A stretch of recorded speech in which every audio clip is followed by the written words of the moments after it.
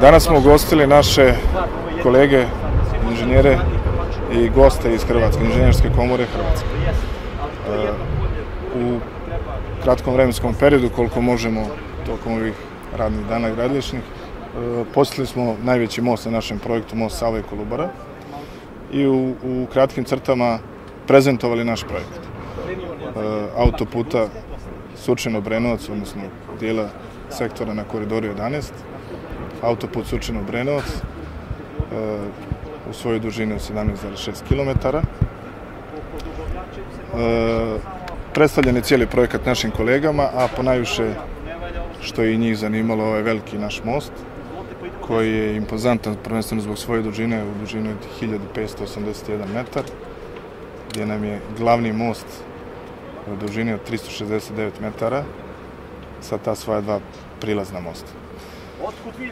Možemo reći sa impozantnim ciframa vezane za količinu betona.